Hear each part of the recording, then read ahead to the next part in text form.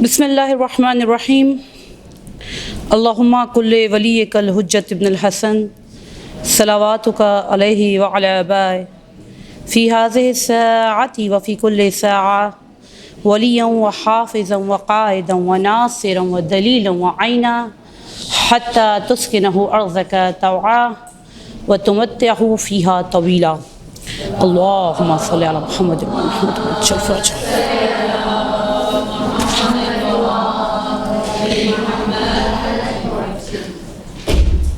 سب سے پہلے خدا کی حمد و ثنا کرتے ہیں اور بہت شکر بجا لاتے ہیں کہ جس نے ہم سب کو اہل بیت علیہ السلام کا چاہنے والا قرار دیا۔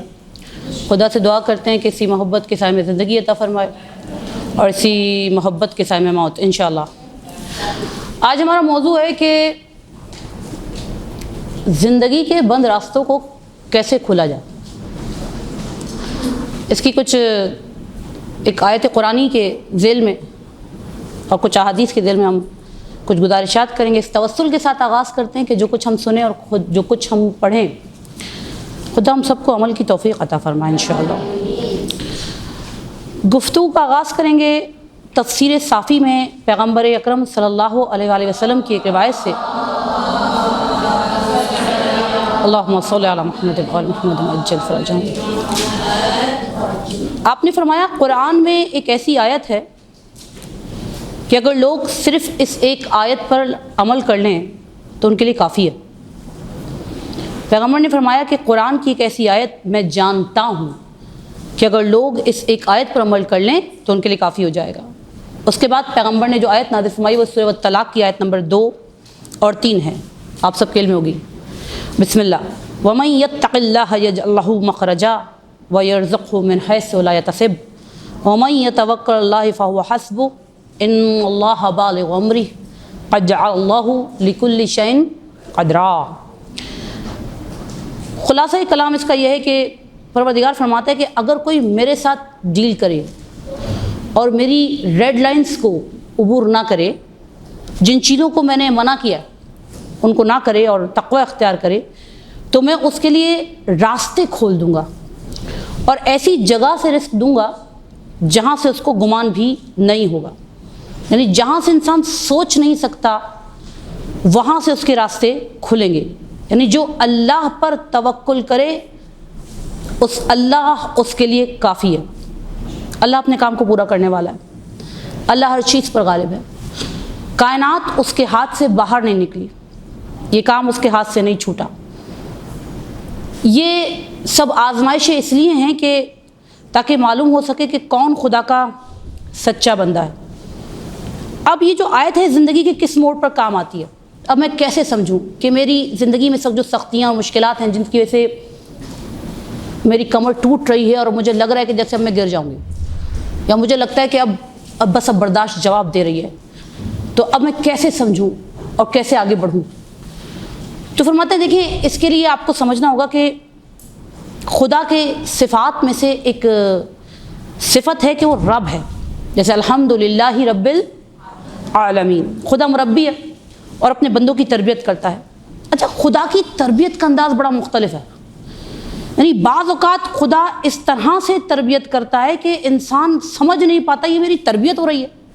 جیسے بعض اوقات وہ کسی فرد یا معاشرے کو ایک مشکل یا بلا میں مبتلا کر دیتا ہے اور اسے بند گلی میں لا کھڑا کرتا ہے۔ جیسے میں نے عرض کیا نا ہمارا موضوع کیا ہے، بند راستوں کو کھولوں کیسے، زندگی کی بند گلیاں کیسے کھولوں۔ تو خدا بعض اوقات ایک ایسی جگہ پر لا کھڑا کرتا ہے کہ جہاں سب کچھ ختم ہو گیا، جہاں سب کچھ بند ہے، یعنی عارضی طور پر حلال راستے مجھے نظر نہیں آ رہے اور حرام راستے کھلے ہوئے ہیں، اور اس وقت خدا انسان کی ضرورت کو بھی شدید کر دیتا ہے تاکہ دیکھے وہ کرتا کیا ہے۔ اس کی وضاحت کرنا چاہوں گی مثال کے طور پر، پہلے مثالیں عرض کروں تو شاید آپ کو میری بات اور زیادہ اچھی طرح سمجھ میں آئے گی۔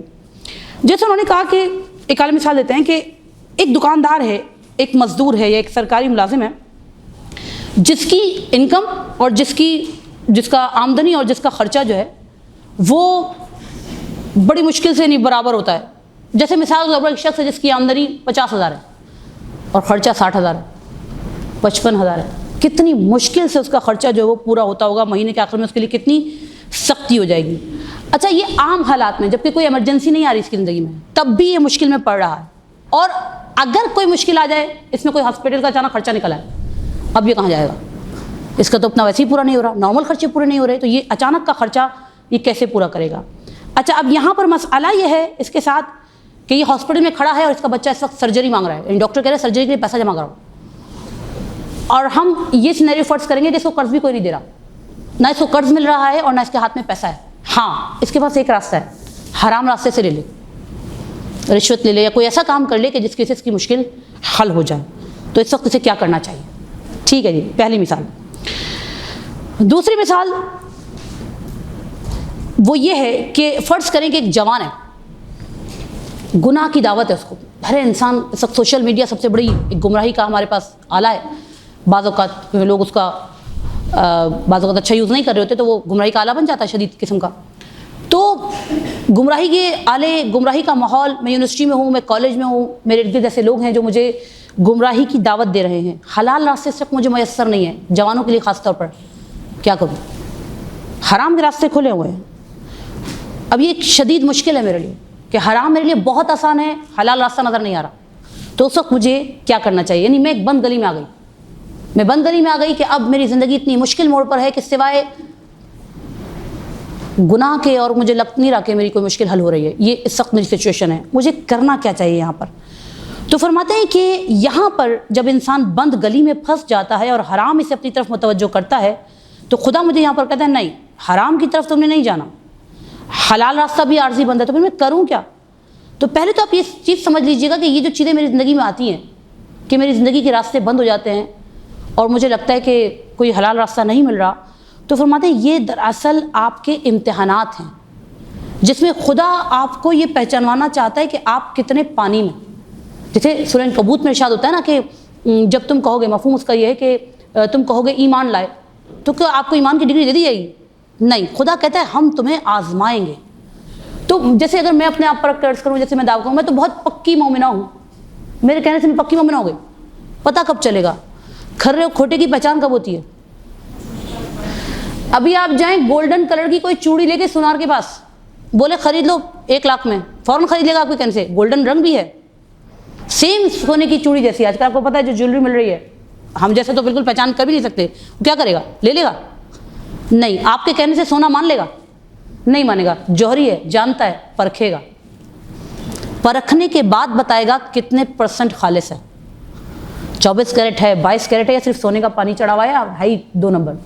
تو یہاں پر جو آزمائشیں آتی ہیں نا, یہ مجھے میری پہچان کراتی ہیں کہ تم ویسے تو اپنے آپ کو بہت متقی, پرہیزگار اور اپنے آپ کو بہت اعلیٰ سمجھتی ہو, یہ بتاؤ تم اس وقت کہاں پر کھڑی ہو.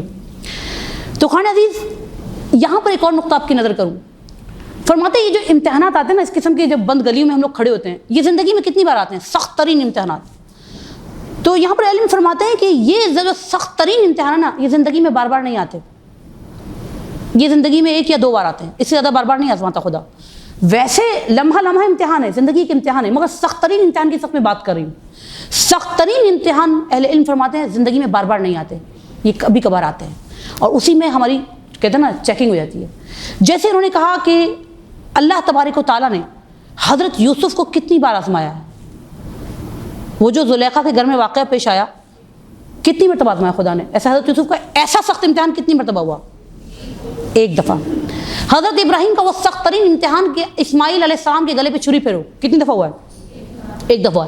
کربلا کتنی مرتبہ ہوئی ہے؟ 1 مرتبہ ہوئی ہے. تو اس کا مطلب ہے کہ جو سخت ترین امتحانات ہوتے ہیں نا, یہ صرف 1 یا 2 مرتبہ ہوتے ہیں, زیادہ تر 1 دفعہ ہوتے ہیں.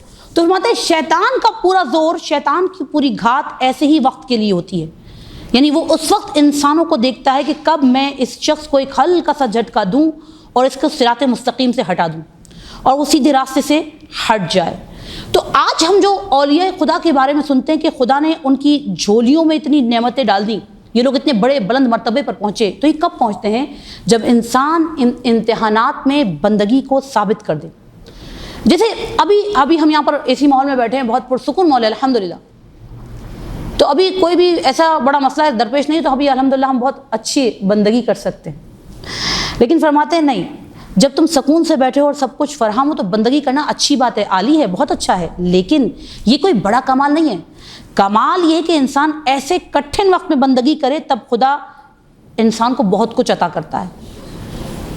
مشکلات میں ہی تو پتہ چلے گا، ان بند گلیوں میں، بند راستوں میں پتہ چلے گا. جیسے اب میں مثال دوں، اور جب یہاں پر کوئی بندگی کر لے تو پھر خدا اسے کیا عطا کرتا ہے. جیسے شیخ رجب علی خیاط، یقیناً آپ سب نے نام سنا ہوگا، عارف باللہ گزرے، ٹھیک ہے جی.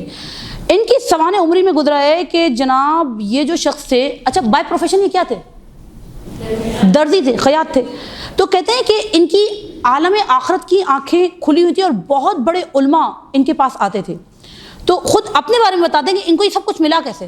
یعنی ہمارے ذہن میں آتا ہے نا کہ بھائی یہ شیخ رجب علی خیاط یا آیت اللہ کاشمیری یا آیت اللہ بہجت یہ اتنے بڑے بڑے مرتبے پر پہنچے کیسے. تو انہوں نے کہا، شیخ رجب علی خیاط اپنے بارے میں لکھتے ہیں کہ میری عمر 24-25 سال کی تھی، جوانی کا عروج تھا، اور اس وقت بالکل میرے لیے حضرت یوسف جیسا واقعہ پیش آیا کہ مجھے ایک گناہ کی دعوت ملی اور بالکل حرام کام کرنا میرے لیے آسان تھا. اس وقت میں نے اپنے دل میں خود سے کہا، اے رجب علی، خدا نے تمہارا امتحان لیا ہے، آؤ تم بھی ایک بار خدا پر بھروسہ کر کے دیکھو. میں نے وہی خدا سے کہا، خدایا میں تیری خاطر اس تیار لیکن حرام لذت سے اپنے آپ کو دور کر رہا ہوں، تو بھی اپنے لیے میری تربیت فرما دے. دیکھیے اب یہاں پر پہلا نقطہ جو میں نے اپنے لیے سیکھنا ہے، بہت جگہوں پر میرے لیے غلط کام کرنا آسان ہے. بہت جگہوں پر ہمارا جو ماحول ہے وہ اس وقت یہی ہے کہ بہت آسان ہے گناہ کی طرف جانا، بہت آسان ہے کسی کے خلاف بھی کوئی بھی کام کر لینا. اس وقت مجھے کیا کرنا ہے؟ اس وقت مجھے خدا سے ڈیلنگ کرنی ہے. کسی شخص نے میرے خلاف مکاری کی، بہت آسان ہے میں اس کے خلاف مکاری کروں. کسی نے میرے خلاف سازش کی، بہت آسان ہے میرے لیے میں بھی سازش کروں. جیسے کہتے ہیں نا کہ تم جو کرو گے ویسا ہم بھی تمہیں بتا سکتے ہیں، کہ ہم بھی تم شیر ہو تو ہم سوا شیر ہیں وغیرہ وغیرہ. یہ سب کچھ میرے لیے آسان ہے، مگر اس وقت مجھے خدا سے ڈیلنگ کرنی ہے. خدا میں بھی گناہ کر سکتی ہوں، میں بھی اس طرف جا سکتی ہوں، لیکن تیری خاطر نہیں کر رہی. نتیجہ کیا ہوگا؟ اب خدا عطا کرے گا. جیسے وہ فرماتے ہیں شیخ رجب علی خیاط کہ جیسے ہی میں اس مقام سے باہر نکلا اور میں نے خدا سے کہا، خدا میں گناہ کر سکتا ہوں، میں نے نہیں کیا، اس کے بعد جتنی بھی عطائیں ہیں اس کے بعد ملی ہیں. یعنی ابھی میں اور آپ جب ان لوگوں کے واقعات سنتے ہیں نا تو ہم کہتے ہیں میں بھی آیت اللہ بہجت بن جاؤں، میں بھی شیخ رجب علی خیاط بن جاؤں. کیسے بنوں گی؟ انہی بند گلیوں سے جب نکلنے کا راستہ پتہ ہوگا تو پھر عطائیں ہو جائیں گی. تو اس میں پہلی چیز کیا ہے؟ خدا سے ڈیلنگ کرنا سیکھنی ہوگی، خدا سے رابطہ. جیسے شیخ رجب علی خیاط، ان کے بارے میں ایک واقعہ ملتا ہے کہ ایک شخص تھا جن کے ساتھ اکثر رہتا تھا. کہتا ہے ایک دفعہ میں ان کے ساتھ نا قبرستان گیا، ابن بابویہ قبرستان میں نا، تو وہاں پر نا میری والدہ کی قبر تھی. چونکہ ہم گروپ پورا ساتھ تھا تو مجھے اچھا نہیں لگا کہ میں الگ سے ہو کر اپنی والدہ کی قبر پہ جاؤں. تو میں نے ان کے ساتھ ہی فاتحہ خوانی کی، اور جب ہم قبرستان کے گیٹ سے باہر نکلنے لگے تو ایک دم یہ رکے اور انہوں نے میری طرف پلٹ کے دیکھا اور کہا کہ کیا تمہاری والدہ کی قبر ہے اس قبرستان میں؟ تو میں نے کہا جی ہاں. تو انہوں نے کہا کہ تمہاری والدہ برزخ سے شکایت کر رہی ہیں کہ میرا بیٹا قبرستان آیا اور میری قبر پہ نہیں آیا. آؤ چلو اپنی والدہ کی قبر پہ فاتحہ خوانی کرنے چلو. پورا گروپ گیا اور پھر سب نے فاتحہ خوانی کی. یعنی یہ برزخ کی چیزوں کو دیکھتے تھے، میں اور آپ نہیں دیکھتے مگر یہ دیکھتے تھے. تو ان کو یہ عطا کیسے ہوئی؟ کہ ظاہر ہے ان کی زندگیوں میں بھی، یعنی میں آپ سب سے ریکویسٹ کروں گی کہ اولیاء کے واقعات پڑھیے. ان کو جو عطائیں ہوئی ہیں نا وہ ایسے نہیں ہوئی ہیں، قربانیاں دی ہیں، سختیاں اٹھائی ہیں، تب وہ ان مقامات پر پہنچے ہیں. تو بات جو ہماری تمہید چل رہی تھی وہ یہ تھی کہ خداوند عالم رب اور مربی ہے، اس لیے بعض اوقات بندوں کی تربیت وہ بند گلی میں ڈال کے کرتا ہے. جیسے ایک جملہ میں یہاں پہ عرض کروں، شاید آپ اس کو اچھی طرح اور سمجھ سکیں. جیسے مثال کے طور پر اردو جس کی اچھی ہے اس کو تو بہت اچھی طرح سمجھ میں آئے گا، اور الحمدللہ سب کی اردو بہترین ہوگی انشاءاللہ. دیکھیں ہماری اردو میں دو کلمے، ایک ہوتا ہے بکھرنا، ایک ہوتا ہے نکھرنا. سمجھ رہی ہیں آپ؟ بکھرنا، نکھرنا. بکھرنا کسے کہتے ہیں؟ چیز اگر بکھر جائے، ٹھیک ہے، پھیل جائے. اور نکھرنا اور اچھی ہو گئی، خوبصورت ہو گئی. فرماتے ہیں جب کسی پر مشکل آتی ہے یا تو وہ بکھرتا ہے یا پھر وہ نکھرتا ہے. بکھرنے اور نکھرنے میں فرق صرف ایک نقطے کا ہے. نقطہ اگر اوپر آ جائے تو آپ نکھر جاتے ہیں، نقطہ اگر نیچے چلا جائے تو آپ بکھر جاتے ہیں. اب آپ پر منحصر ہے کہ جب یہ سختیاں آئیں تو ان سختیوں نے آپ کو بکھیرا، ان سختیوں نے آپ کو بکھیرا یا ان سختیوں نے آپ کو نکھارا. یہ سب آپ پر منحصر ہے. اور یہ کب ہوگا؟ جب رابطہ خدا سے مضبوط ہوگا. ٹھیک ہے، آگے بڑھتے ہیں. فرماتے ہیں دیکھو جب یہ بند گلی آ گئی، اب خدا مجھے دیکھ رہا ہے کہ اب یہ کرتی کیا ہے، اب یہ بندگی کرتی ہے یا مجھے میری اطاعت کی طرف نہیں آتی. دوسرا فرماتے ہیں جب آپ ان سخت راستوں پر آتے ہیں نا تو خدا آپ پر اپنے واجبات ہٹاتا نہیں ہے، یعنی حلال حلال رہتا ہے اور حرام حرام رہتا ہے. تو ان سخت امتحانات میں کیا کروں کہ میں کامیاب ہو جاؤں. تو یہ اصل موضوع جس کی تمہید میں نے اب تک آپ کی خدمت میں عرض کی کہ وہ یہ تھی کہ ان بند گلیوں کو، ان بند راستوں کو میں کھولوں کیسے. تو اس کی جو آیت میں نے آپ کی خدمت میں عرض کی تھی وہ اس کا سولوشن تھا کہ رسول خدا صلی اللہ علیہ وآلہ وسلم نے ارشاد فرمایا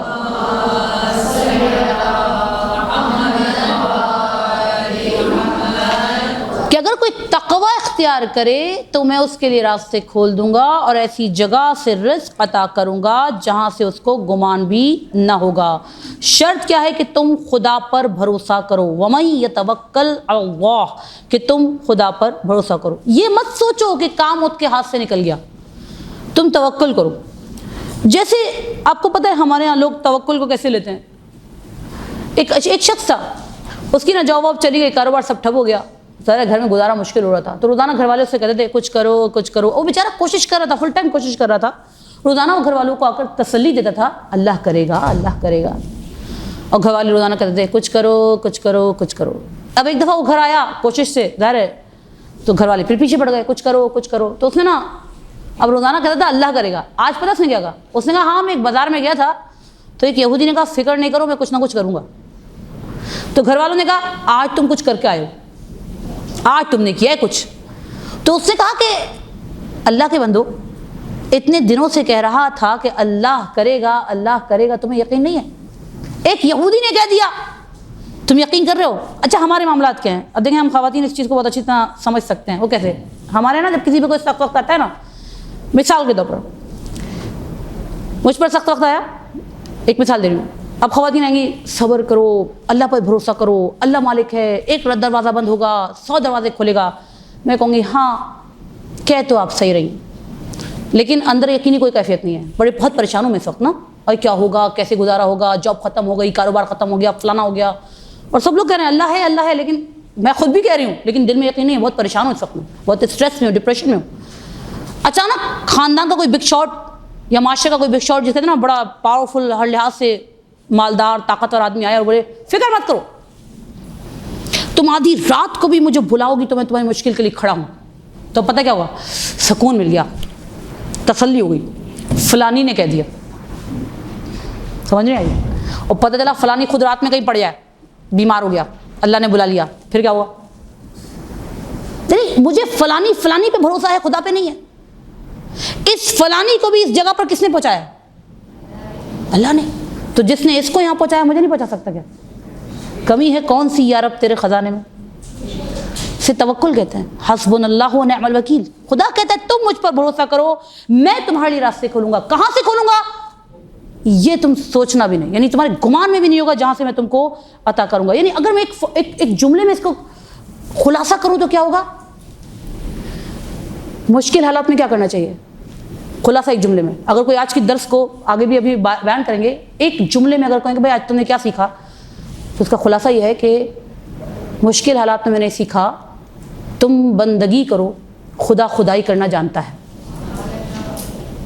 تمہیں خدا کو بتانے کی ضرورت نہیں یہ کر دے، ایسے کر دے، ویسے کر دے. تمہارا کام ہے بندگی کرنا، وہ خدائی کرنا جانتا ہے. یعنی تم خدا نہیں ہو، تم خدائی مت کرو، خدا خدائی کرنا جانتا ہے. جیسے حافظ شیرازی کے ایک شعر کا ترجمہ یہ ہے کہ اگر تم چاہتے ہو کہ وہ تمہیں نہ چھوڑے، اگر تم چاہتے ہو کہ معشوق اپنا تعلق نہ توڑے، تو تم بندگی کے دھاگے کا سرا تھامے رکھو، خدا خدائی کرنا جانتا ہے. یعنی ہم پتہ ہے کیا ہمارے ساتھ مسئلہ یہ ہوتا ہے کہ جب میں کسی مشکل میں پھنستی ہوں نا تو مجھے لگتا ہے سب ختم ہو گیا، سب بند ہو گیا. اب کیسے ہوگا؟ اب تو کچھ بھی نہیں ہو سکتا، سب کچھ ختم ہو گیا. تو یہاں پر کہتے ہیں نہیں، آپ کو لگتا ہے سب کچھ ختم ہو گیا، آپ کے لیے دروازے بند ہیں، خدا کے لیے نہیں. آپ کے لیے اینڈ ہے، خدا کے لیے اینڈ نہیں ہے. جیسے انہوں نے کہا قد جعل اللہ لکل شیء قدرا، تم دیکھو تو صحیح، تم بندگی تو کرو، میں دیکھو میں تمہیں چیک کرنا تو چاہتا ہوں کہ ان مشکلات میں تم بندگی کر کے دیکھو، پھر دیکھو وہاں سے دوں گا جہاں سے تم کو گمان بھی نہیں ہوگا۔ جیسے انہوں نے کہا مثال کے طور پر کہ ایک چونٹی کا ایک واقعہ انہوں نے بتایا کہ میرے حالات اس وقت کیا ہوتے ہیں جب میں مشکلات میں پھنس جاتی ہوں، جیسے ایک چونٹی جب ڈوب رہی تھی پانی میں نا، تو اس نے شور مچانا شروع کر دیا، پوری دنیا ڈوب رہی ہے، پوری دنیا ڈوب رہی ہے، سب کچھ ڈوب گیا، سب کچھ ڈوب گیا۔ تو کنارے پر ایک خشکی پر ایک اور چونٹی کھڑی تھی، تو اس نے کہا سب کچھ نہیں ڈوبا، صرف تم پانی میں ہو، تم ڈوب رہی ہو تو سمجھ رہے ہو سب کچھ ڈوب گیا، تمہارے لیے کچھ ختم ہوا تو تم سمجھتی ہو سب کچھ ختم ہو گیا، ایسا نہیں ہے، اللہ ہے۔ جیسے آج کل مہنگائی سے کافی لوگ بہت پریشان ہیں، بہت اسٹریس میں ہیں، نو ڈاؤٹ سخت وقت ہے، میں نے کہا نا سختیاں۔ چوتھے امام کے دور میں ایک شخص آیا، اللہم صلی علی محمد آل محمد عجل فرجہ،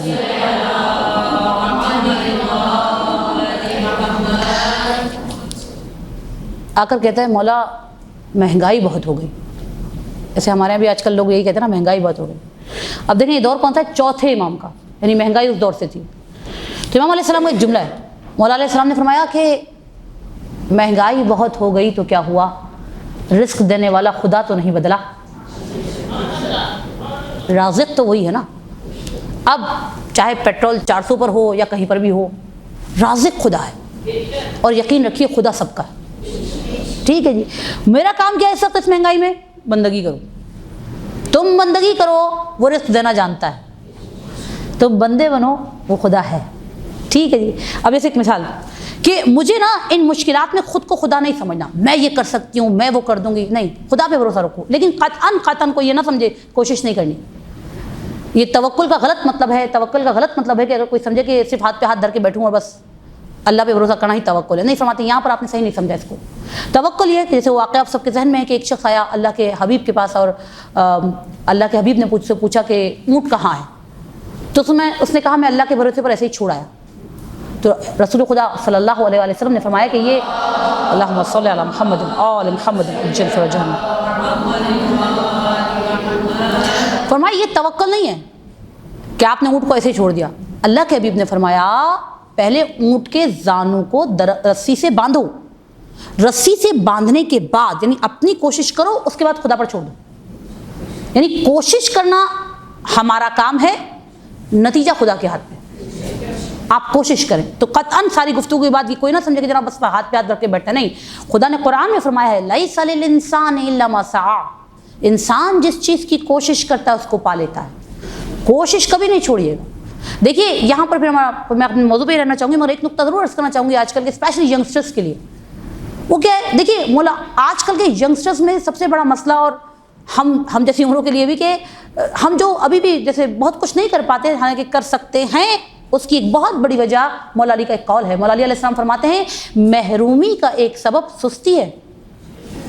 ابھی آپ جو قرآن ماشاءاللہ خدا آپ سب کی توفیقات میں فرمائے کہ اس گرمی میں اس دوپہر کے ٹائم پہ آپ یہاں بیٹھی ہیں، اگر آپ سستی کرتی ہیں آپ یہاں بیٹھ پاتی؟ آپ یہاں آ پاتی؟ نہیں آ پاتی۔ آپ نے سستی کو پس پش ڈالا تو آج آپ فرشتوں کے پروں پر چلتی ہوئی آ گئی۔ کس قدر ویلیو خدا نے آپ کو دی، جتنی دیر آپ یہاں پر بیٹھی ہیں آپ کے لیے سمندر کی مچھلیاں استغفار کر رہی ہیں۔ 1 گھنٹہ ایسی نشستوں میں بیٹھنا 12,000 ختم قرآنی سے افضل ہے۔ یہ سب چیزیں کب ملتی ہیں؟ جب انسان سستی کو پس پش ڈالتا ہے۔ تو بعض اوقات لوگ جو ہے نا اپنی سستی کو جو ہے وہ کہتے ہیں کہ تقدیر ایسی تھی اور اللہ نے نہیں چاہا۔ اللہ ہمیشہ اپنے بندے کا بہترین چاہتا ہے۔ جیسے ایک اور نقطہ عرض کروں یہاں پر، یہ جو آج کل کے اعتراضات ہیں نا، اس پہ بھی میں تھوڑی سی بات کرنا چاہوں گی۔ جیسے اللہ نے نہیں چاہا، اللہ نہیں چاہتا، ارے اللہ ہمیشہ تمہارا بھلا چاہتا ہے، ایسا ہو سکتا ہے کہ اللہ تمہارا برا چاہے؟ ناممکن ہے۔ آپ مجھے یہاں پر اپنے عقیدے کی تصحیح کرنی ہوگی۔ جیسے مثال دوں میں آپ کو، ایک عالم نے بڑی پیاری مثال دی، انہوں نے کہا مثال کے طور پر، اب یہ مائیں بہت اچھی طرح اس چیز کو سمجھ سکتی ہیں، اگر مجھے میری اولاد کی قسمت لکھنے کو دی جائے، تم ماں ہو اپنے بچوں کی قسمت لکھو، تو میرا آپ سے سوال ہے، میں ایک ماں کی حیثیت سے اپنے بچوں کی قسمت کیسے لکھوں گی؟ اگر آپ کو کہا جائے بھائی اپنے بچوں کی قسمت لکھو، کیسے لکھیں گے؟ میں اپنے پر کیس کروں، میں کم علم، میری جہالت، میری طاقت کی کمی، مجھے فیوچر کا نہیں پتہ، اپنی کم علمی، اپنی کم توانائی، اپنی کم طاقت کے باوجود میں اپنے بچوں کی قسمت بہترین لکھوں گی، صحیح ہے؟ اور جو ماں سے 70 گنا زیادہ پیار کرتا ہے وہ کیسی لکھے گا؟ جب کہ وہ قادر بھی ہے، حکیم بھی ہے، علیم بھی ہے، تو یہ یقین میرے اندر کیوں نہیں ہے؟ میرا حال کیا ہے؟ اتنا یقین کم سے کم. دیکھیے تمام باتوں میں آگے بڑھنے سے پہلے اس یقین کو مجھے اپنے اندر بڑھانا پڑے گا کہ ایک مرتبہ دو بچے نا ایک ساتھ لڑ رہے تھے، تو ایک بچے نے دوسرے بچے کو تماچا مارا.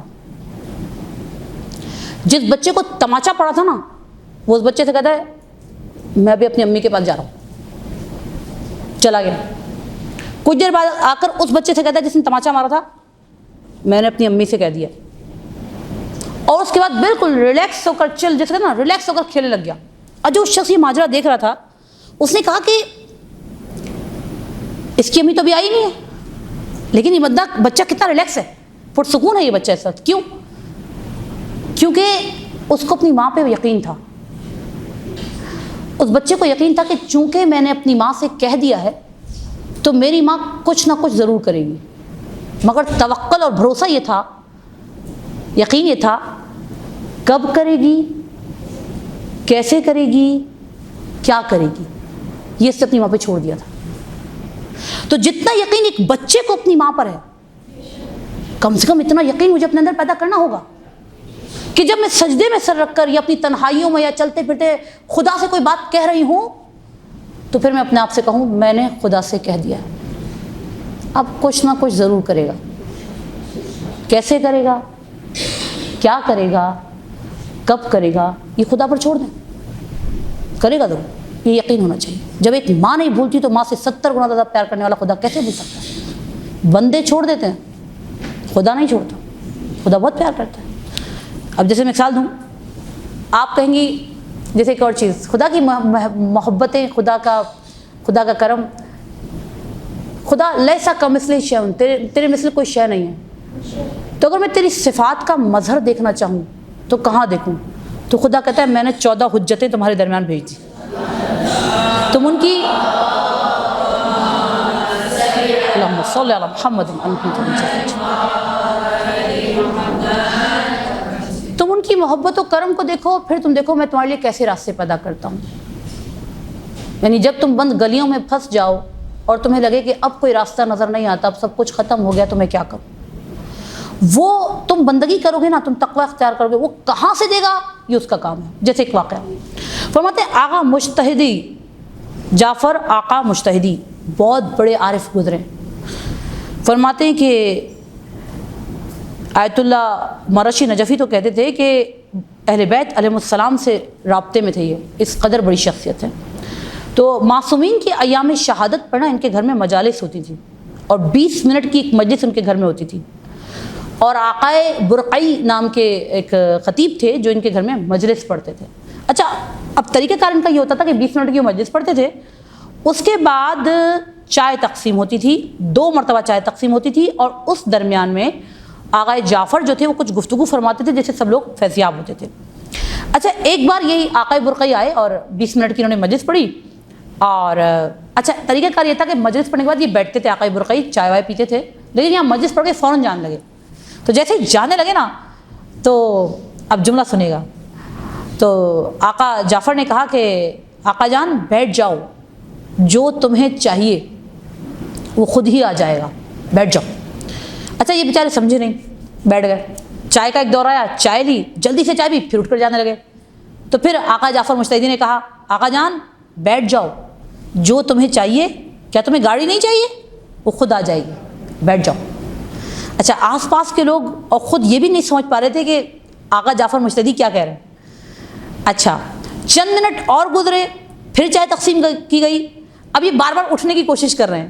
تو ایک مرتبہ جب دوبارہ چائے پی کے اٹھنے لگے نا تو آقا جعفر نے تھوڑا سا ڈانٹا ان کو، یعنی تادیبی لہجے میں کہا کہ آقا کیا تمہیں گاڑی نہیں چاہیے، بیٹھ جاؤ بیٹھ جاؤ، تھوڑا سا اس طرح تاکیدی لہجے میں کہا.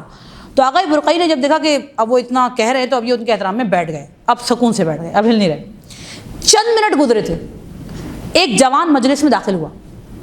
اس نے سب کو سلام کیا اور ایک چابی، گاڑی کی چابی آقا جعفر مجتہدی کے سامنے رکھی اور کہا حاج آقا یہ گاڑی کی چابی ہے، آپ کی خدمت میں ہے، کل آپ کسی کو بھی وہاں پہ آفس میں بھیج دیجیے گا تاکہ یہ ڈاکومنٹس جو ہیں اس کے نام ہو جائیں. آقا جعفر مجتہدی نے وہ چابی اٹھائی اور آقا برقعی کے سامنے رکھی اور آقا جان، اور فرمایا آقا جان یہ رہی وہ گاڑی جو تمہیں چاہیے تھی، لیکن سید الشہداء کا تمہارے لیے ایک پیغام ہے۔ انہوں نے فرمایا آقا جان یہ رہی وہ گاڑی جو تمہیں چاہیے تھی، اور امام حسین کا تمہارے لیے پیغام یہ ہے کہ جو شخص پوری عمر ہمارے در کا نوکر رہا ہو، اسے دنیا کی ایک چھوٹی سی چیز کے لیے اتنا مضطرب نہیں ہونا چاہیے کہ وہ اپنا آقا ہی بدل لے۔ اور کیا کہتے ہیں، آغا برقعی نے جب یہ سنا تو پھوٹ پھوٹ کر رونا شروع کیا اور کمرے سے باہر نکل گئے۔ تو 2-3 لوگ ان کے پیچھے آئے، پوچھا کہ ماجرا کیا ہے، یہ ہو کیا رہا ہے؟ تو انہوں نے کہا بھائی ماجرا یہ ہے، تم جانتے ہو کہ میں بوڑھا ہو رہا ہوں، تو مجھے محسوس ہو رہا تھا کہ مجھے نا آنے جانے کے لیے ایک گاڑی چاہیے۔ تو میرا ایک رشتہ دار تھا جو وزارت میں تھا، اوائل انقلاب میں نا کچھ گاڑیوں کے حساب سے کچھ سستی گاڑیاں دے رہے تھے کچھ لوگوں کو نا، تو اس نے کہا آقا تم آ کر صرف فارم بھر دو، باقی کام میرا ہے، میں تمہیں گاڑی دلوا دوں گا۔ تو اس نے کہا تھا فلاں دن آفس کی ٹائمنگ کے اندر آ جانا۔ اچھا اس دن ان کو مجلس پڑھنی تھی آقا مشتری کے گھر، اور راستہ تھا 1 گھنٹے کا، تو یہ بہت جلدی جانا چاہ رہے تھے، تو جو بار بار اٹھ رہے تھے نا اسی وجہ سے اٹھ رہے تھے کہ کہیں ٹائم نہ ختم ہو جائے اور پھر مجھے گاڑی نہیں ملے گی۔ اور آقا جعفر کیا کر رہے تھے، امام حسین دے دیں گے۔ تو وہ مجھے یہ تھا کہ وہ کام میرا کرے گا، وہ دلوا دے گا، تو میری پوری توجہ اس کی طرف تھی۔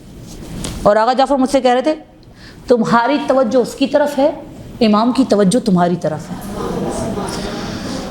اور آپ نے دیکھا کہ کچھ دیر میں وہ جوان آیا اور اس نے چابی دی، اور اس وقت امام حسین کا پیغام آ گیا کہ جو شخص ایک عمر ہمارے گھر کی نوکری کرتا رہا ہو، وہ ایک دنیاوی چیز کے لیے اتنا مضطرب نہیں ہوتا کہ اپنا آقا ہی بدل لے۔ تو آقا برقعی کہہ رہے تھے میرا رونا اس بات پر ہے کہ ایک عمر بندگی کرنے کے بعد بھی میں دعا کا صحیح طریقہ بھول گیا۔ مجھے گاڑی چاہیے تھی، مجھے اپنے آقا کے راستے پہ جانا چاہیے تھا، آقا کے پاس جانا تھا، میں غلط راستے پہ کیوں چل پڑا کہ سفارشیں کر رہا ہوں اور اس کو دیکھ رہا ہوں اور اس کو دیکھ رہا ہوں۔ تم نے اپنا رزق کا راستہ کیوں بدلا، تم نے اپنا طریقہ کار کیوں بدلا؟ یعنی میں یہ سمجھ نہیں پایا۔ یعنی کبھی کبھی نا دیکھیے، اگر آج آپ کسی بھی وقت آپ کو لگ رہا ہے نا کہ اب کیا ہوگا، اب کیا ہوگا، یہ سوال کبھی کبھی نا آ جاتا ہے اب کیا ہوگا۔ جیسے بعض لوگ کہ آج کل جیسے حالات سخت ہیں، ایک دم نوکریاں ختم ہو رہی ہیں، اپنے یعنی سختیوں میں آ رہے ہیں، کیا کروں۔ ایک کتاب ہے روحانی شاہین کی طرز پرواز، شیخ نصیر الدین طوسی، اس میں روایت موجود ہے۔ ایک شخص امام کے پاس آیا، دیکھیے ہمیشہ رکھیے جب بھی آپ کو ایسا کوئی بندہ ملے نا جو سخت ٹوٹا ہوا ہے اور بہت پریشان ہے، تو آپ کا اور میرا کام کیا ہونا چاہیے، خدا ہمارے معاشرے کو ہم سب کو ایسا بنا دے۔ لوگ نا ویسے ہی بہت ٹوٹے ہوئے، ان کو مزید مت توڑی۔ کیا کروں، اب کوئی اگر شخص مجھ سے کہے میں بہت پریشان ہوں، اب کیا ہوگا، کوئی کسی کا انتقال ہو گیا، اب کیا ہوگا، کاروبار ختم ہو گیا، اب کیا ہو گیا، فلانی بیماری ڈائگنوز ہو گئی، اب کیا ہوگا۔ شیخ نصیر الدین طوسی اس روایت میں فرماتے ہیں ایک شخص امام کے پاس آیا، اگر کہتا ہے مولا اب کیا ہوگا، تو امام نے فرمایا تم عدم تھے، خدا نے تمہیں وجود بخشا،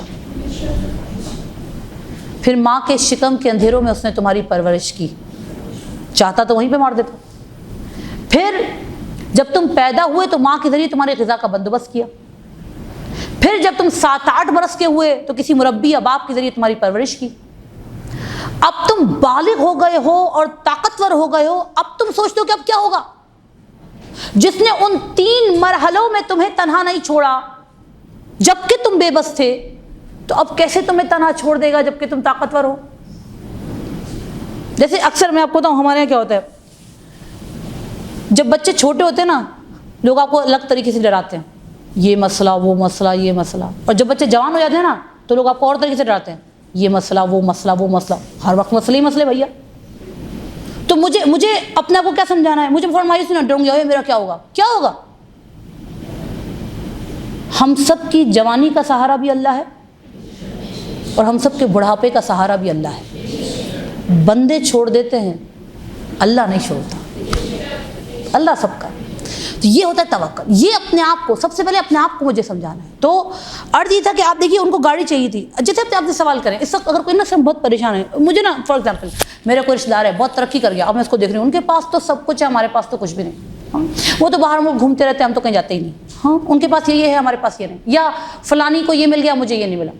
اپنے آپ سے پوچھیے کیا چاہیے، مجھے پیسے چاہیے، مجھے مکان چاہیے، مجھے ڈگری چاہیے، مجھے شہرت چاہیے، مجھے یہ چاہیے، مجھے وہ چاہیے. کون سی ایسی چیزیں خدا نہیں دے سکتا؟ کیا چاہیے؟ کون سی ایسی چیزیں؟ سوچیں کون سی ایسی چیزیں خدا نہیں دے سکتا؟ مجھے کسی شخص کی جو زبان کی سختی ہے نا، مجھ سے برداشت نہیں ہو رہی آج کل. کچھ رویے، کچھ سختیاں ہیں. اس بندے کا مسئلہ ہے نا، خدا سے کہو. خدا مقلب القلوب ہے، خدا دلوں کو بدل دیتا ہے.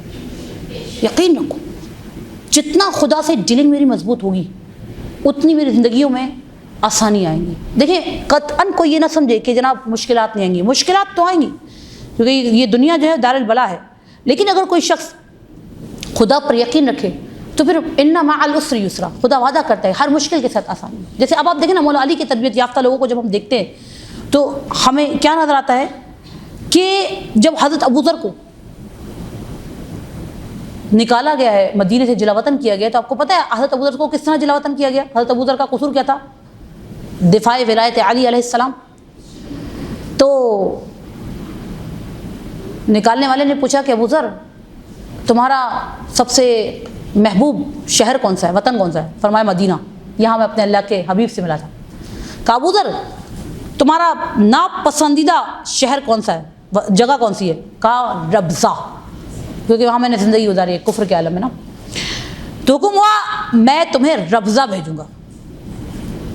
توجہ، درود بھیجے محمد و عالم.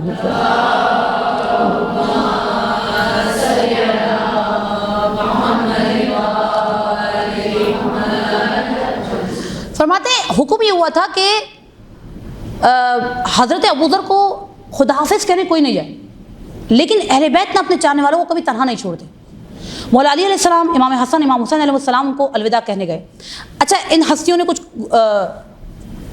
فرمودات یعنی کچھ چیزیں ارشاد فرمائی تھیں. ابھی ہمارا موضوع نہیں ہے، ہمارا موضوع ہے حضرت ابوذر نے کیا فرمایا تھا. حضرت ابوذر علیہ السلام نے، حضرت ابوذر رضی اللہ عنہ نے فرمایا کہ یا امیر المؤمنین، اگر مجھے کسی ایسی جگہ بھیج دیا جائے جہاں میں اپنے سر کے اوپر دیکھوں تو بادل کا ایک ٹکڑا بھی نہ ہو، کہ میرا دل خوش ہو کہ چلو پانی کا انتظام ہو جائے گا، اور پیروں کے نیچے دیکھوں تو سر تسر صحرا ہو، اور مجھے کوئی امید نہ ہو کہ یہاں سے گندم آئے گی اور میری روٹی کا انتظام ہوگا. یعنی مجھے ایسی جگہ، دیکھیں بند گلی، مجھے ایسی جگہ بھیج دیا جائے جہاں نہ کوئی ظاہری اسباب نہ ہو، یا امیر المؤمنین تب بھی مجھے ذرہ برابر بھی یہ فکر نہیں ہوگی کہ خدا میرا رزق کیسے دے گا. مجھے ذرہ برابر بھی پریشانی نہیں ہوگی. کیوں؟ کیونکہ میں جانتا ہوں کائنات کا خدا جو چشموں، دریاؤں، سمندروں کا خدا ہے وہی ریگستانوں کا خدا ہے. اگر خدا صرف اس بات پر قادر ہے کہ چشمے کے پاس مجھے پانی دے اور ریگستان میں مجھے پانی نہ دے تو پھر خدا نہ ہوا. خدا علی کل شیء قدیر ہے. تو میں نے اب دیکھیں وہی بندگی، وَمَن یتق اللہ، میں نے اس کے لیے کام کیا، میں نے اپنی ذمہ داری پوری کی ہے، اور خدا اپنی خدائی کرنا جانتا ہے. مجھے ذرہ برابر فکر نہیں ہے کہ میرا رزق کہاں سے آئے گا. وہی بات ہے نا کہ اس وقت جو بھی مجھے پریشان کرے کسی بھی وجہ سے، اگر میں بندگی کر رہی ہوں، میں صراط مستقیم پر ہوں، مجھے پرواہ نہیں دنیا کیا کر رہی ہے، کیا کہہ رہی ہے، کیا ہوگا، کیونکہ خدا اپنے بندے کو نہیں چھوڑتا ہے.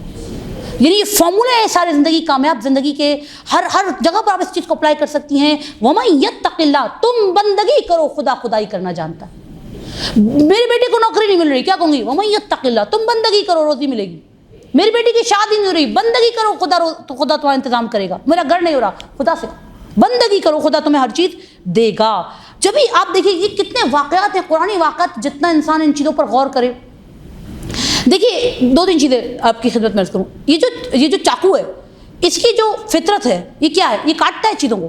یعنی خدا نے چاقو کو کیسے خلق کیا ہے؟ چاقو کی جو خصوصیت ہے، صفت آپ کا یہ وہ ہے کاٹنا. اچھا، آگ کی صفت کیا ہے؟ جلانا. پانی بتاتے خود کیا ہے؟ ٹھوس ہے، مایا ہے، کیا ہے؟ پانی لیکوڈ ہے، مایا ہے. ٹھیک ہے، ابھی تین چیزیں دھیان رکھیے گا. چاقو کاٹتا ہے، آگ جلاتی ہے، پانی مایا ہے. یعنی پانی میں آپ چل سکتے ہیں؟ نہیں چل سکتے، پانی گرا دے گا، یعنی غرق ہو جائیں گے. اب آئیے، لیکن جب کوئی شخص خدا پہ بھروسہ کرتا ہے تو اسماعیل علیہ السلام کے گلے پہ چاقو چلتا بھی ہے اور گردن جدا ہوتی بھی نہیں. اور کیا خدا ہے, تم اسباب پہ نہیں مسبب پہ بھروسہ کرو. آگ کی صفت ہے جلانا, مگر جب خدا کا بندہ بندگی کرتے ہوئے اس آگ میں جاتا ہے تو خدا اس آگ کو باغ بنا دیتا ہے.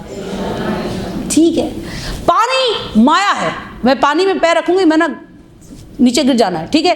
لیکن اب آپ سنیے, حضرت موسیٰ علیہ السلام اپنی قوم کو لے کے نکلیں. اس واقعے پہ بہت غور کیجیے گا, بہت لطف آتا ہے. یعنی بعض اوقات اپنی کمزوریوں کو جب انسان ان چیزوں کے سائے میں دیکھتا ہے تو لگتا ہے نہیں بھائی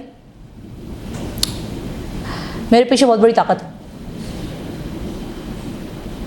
جیسے میں ایک مثال دوں, بعض اوقات نا کوئی ڈیکوریشن پیس ملتا ہے ہم لوگوں کو گفٹ میں نا, ٹھیک ہے.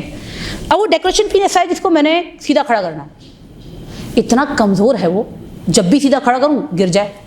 اب جیسے مثال بتاؤں, یہ چیز ہے میں نے اس کو سیدھا کھڑا کرنا ہے, مگر میں اس کو سیدھا نہیں کھڑا کر پا رہی کیونکہ سیدھا کھڑا کروں گی گر جائے گا. تو میں کیا کروں گی, اس کو سیدھا کھڑا کرنے کے لیے میں کیا کروں گی, پیچھے سہارا لگاؤں گی. اچھا, جتنا سہارا لگاؤں گی, جتنا مضبوط سہارا پیچھے ہوگا اتنا یقین کامل ہوگا اب نہیں گرے گا. ٹھیک ہے, میں تو بھائی بہت کمزور ہوں, ذرا سی مشکل آتی ہے گر جاتی ہوں. تو اپنے آپ کو کھڑا رکھنے کے لیے کیا کرنا ہوگا, پیچھے سہارا چاہیے. اور جس کے پیچھے 14 سہارے ہوں, کیسے کہہ سکتی ہوں کہ میرا کوئی نہیں. اب بس لوگوں کے پاس بیٹھے ہو اتنے مایوس ہو چکے ہیں, اتنے اسٹریس میں آ چکے ہیں, ہمارا کوئی نہیں, ہمارا کوئی اپنا نہیں, ہمیں کوئی پوچھنے والا نہیں, ہم اکیلے رہ گئے. جس کے ساتھ خدا ہو وہ تنہا کہاں ہوتا ہے بھائی, اور جس کے ساتھ 14 ہوں, خدا کی حجتیں آپ کے ساتھ ہیں, خدا آپ کے ساتھ ہے. تو کہنے کا مقصد وہی ہے خان عزیز کہ آپ نے اس واقعے کو غور کرنا ہے. حضرت موسیٰ علیہ السلام نکلے اپنی قوم کو لے کر, اور جب اپنی قوم کو لے کے نکلے نا تو اچھا قوم میں نا آپ دیکھیے کہ بوڑھی عورتیں بھی تھیں, بوڑھے مرد بھی تھے, بچے بھی تھے, جو بھی یعنی پوری قوم تھا. رات میں نکلے, صبح فرعونیوں کو پتہ چلا, اچھا یہ لوگ چل رہے تھے آہستہ آہستہ, وہ آئے تیز رفتار سواریوں پر. تو کہتے ہیں اتنے قریب آ گئے تھے کہ یہ ایک لشکر دوسرے لشکر کو دیکھ رہا تھا. یعنی جو قوم حضرت موسیٰ علیہ السلام تھی یہ فرعونیوں کو دیکھ رہی تھی. اچھا اب ہوا کیا, سامنے آ گیا دریا. اب آپ ابھی تو آپ کو مجھے پتا ہے کیا ہوا ہے, لیکن آپ اس وقت پہنچ جائیے, سامنے دریا ہے, پیچھے فرعونی ہے. تو موسیٰ کی قوم وہ تو شروع ہو گئی, اے موسیٰ یہ تم نے ہمیں کیا کر دیا, ہمیں تم نے موت کے حوالے کر دیا, وغیرہ وغیرہ اس قسم کی باتیں کہ بڑی مایوسی والی, کہ پیچھے جائیں گے تو وہ ماریں گے, آگے جائیں گے دریا میں غرق ہو جائیں گے. تو یہاں پر فرماتے ہیں کہ یہ جو قوم ہمت ہار گئی تھی, ہم تو پکڑے گئے, ہم تو اپنی زندگی گزار رہے تھے, تم نے ہمیں وہاں سے اٹھایا, یہاں پھنسا دیا, ہمیں برباد کر دیا, وغیرہ وغیرہ وغیرہ. حضرت موسیٰ علیہ السلام کو باتیں سنانی شروع کر دی. بہت پیارا نقطہ ہے. فرماتے ہیں حضرت موسیٰ کو اس وقت تک یہ معلوم نہیں تھا کہ دریا شق ہونے والا ہے, انہیں نہیں معلوم تھا. اگر انہیں معلوم ہوتا تو دریا شق ہونے والا ہے تو اس وقت وہ قوم بتا دیتے بھائی دریا شق ہو جائے گا, ٹینشن نہیں ہوتی. لیکن ان کو معلوم نہیں تھا کہ کیا ہوگا, مگر توکل تھا. فرمایا کہ انہیں معلوم تھا کہ ایک خدا ہے. انہوں نے بڑے سکون سے جب قوم نے کہا مروا دیا, یہ ہو گیا وہ گیا, تو انہوں نے کہا کہ تمہیں کیا ہو گیا ہے, کلا ان معی ربی سیہدین, ہمارے ساتھ ہمارا رب ہے, ہم نے اس کے لیے کام کیا ہے, ہم نے اپنی بندگی کر لی ہے, وہ ہمارا خدا ہے, وہ اس بند گلی کو کھول دے گا. تم اس طرح کیوں ڈر گئے ہو, وہ رہنمائی فرمائے گا. یعنی اب آپ تصور کیجئے, آگے دریا پیچھے فرعونی, اور موسیٰ کہہ رہے ہیں ہمارا ایک خدا ہے, میں نے بندگی کر لی, وہ خدائی کرنا جانتا ہے. حکم ہوا ہے موسیٰ عصا مارو. جیسے ہی عصا مارا کیا ہوا, دریا میں سے راستہ نکل آیا. وہ پانی جو کہ مایا ہے حضرت موسیٰ کی قوم کے لیے, وہی پانی کی دیواریں بن گئی. یعنی خدا نے مایا کی دیوار کھڑی کر دی. خدا ہے. اچھا اب ہوتا یہ, اہل علم کہتے ہیں دیکھو ہوتا یہ کہ جب آپ کسی لشکر سے مقابلے پر ہوتے ہو تو جب آپ اگر کوئی پل آپ بناتے ہیں تو جیسے جیسے آپ وہ پل کراس کرتے جاتے ہیں نا, آپ پیچھے پل تباہ کرتے جاتے ہیں تاکہ دشمن میرے پیچھے نہ آ پائے. مگر خدا یہ نہیں کہہ رہا موسیٰ تم نکل کے چلو پانی مارتے جاؤ, نہ, موسیٰ تم کراس کرو. کہتے ہیں کہ جب حضرت موسیٰ کی قوم کا آخری بندہ دریا سے باہر نکل رہا تھا, فرعون کے لشکر کا آخری بندہ دریا میں اتر رہا تھا. مجھے نا بعض اوقات ہم لوگ کیوں پریشان ہو جاتے ہیں, جلد باز لوگ ہیں, بس جلدی سے ہو جائے. خدا کو جلدی نہیں, مجھے بہت جلدی ہے. یہ اکثر ہماری مایوسیاں، پریشانیاں، حسد، سازشیں، بہت جلدی غلط راہوں پہ جانا، اس کی ایک بہت بڑی وجہ ہوتی ہے جلد باز لوگ. خدا کو جلدی نہیں ہے.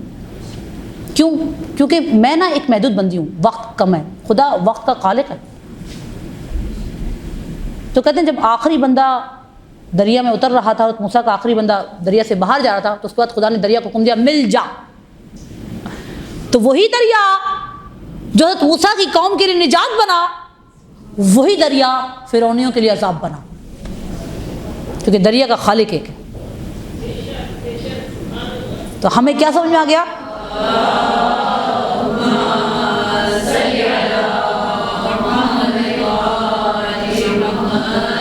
تو فرماتے ہیں کہ خدا کے اولیاء کی نشانی ہوتی ہے کہ جب ان پر سخت ترین مصیبت آتی ہے تو وہ خود کو نہیں کھوتے. یعنی وہ علماء کرام فرماتے ہیں، آپ دیکھیے، آپ اولیاء کے واقعات پڑھیے، اپنے آقا مولا ائمہ کے واقعات پڑھیے، کبھی بھی آپ نے نہیں سنا ہوگا یہ ڈپریشن میں چلے گئے، ہاں ان کو اسٹریس ہو گیا. نہیں، ایسا کچھ بھی نہیں ہے. کیونکہ یہ خدا پر یقین رکھتے ہیں، خدا پر بھروسہ کرتے ہیں. یعنی عموماً ہمارے ہاں یہ مصائب کے موقع پر پڑھا جاتا ہے، لیکن اس میں بھی ایک پیغام ہے. کربلا ہماری دستگاہ ہے کہ جیسے جیسے عاشور کا دن گزرتا جا رہا تھا، امام حسین علیہ السلام کے چہرے کا اطمینان بڑھتا جا رہا تھا. دیکھیں میرا حال کیا ہے، میرا حال یہ ہے کہ اگر میری زندگی میں پے در پہ مشکلات آنی شروع ہو جائے نا، تو بس پھر میں کہتی ہوں اللہ اب مجھ سے برداشت نہیں ہو رہا. یعنی میں مشکلات کے بڑھنے کے ساتھ اپنی برداشت کم کرنے لگتی ہوں. اب میری بس ہو گئی، اب مجھ سے برداشت نہیں ہو رہا. اور میں جن کی ماننے والی ہوں، میرے آقا مولا، جیسے جیسے مصیبتیں بڑھ رہی تھیں اس کا اطمینان بڑھ رہا تھا. شہزادہ علی اصغر علیہ السلام کی شہادت کے موقع پر امام حسین علیہ السلام کا ایک جملہ ہے جس کا مفہوم یہ ہے، مصیبت سخت ہے لیکن تو دیکھ رہا ہے. تو دیکھ رہا ہے، میری زندگی سخت ہے، اے خدا تو جانتا ہے یہاں پر کیا ہو رہا ہے، مجھ پر بہت کیا گزر رہی ہے، مگر تو دیکھ رہا ہے. یقین بالخدا. اسی طرح اب ایک اور سوال آتا ہے، یہ پریشانیاں آتی کیوں ہیں؟ یہ سختیاں کیوں ہیں میری زندگی میں؟ نہ ہونا یہ سختیاں، یہ بلائیں یہ آتی کیوں ہیں؟ یہ جناب یہ حدیث جو ہے مرحوم صدوق کی کتاب ہے علل شرائع، اور اس میں امام موسیٰ کاظم علیہ السلام سے اس طرح کا ایک سوال کیا گیا تھا.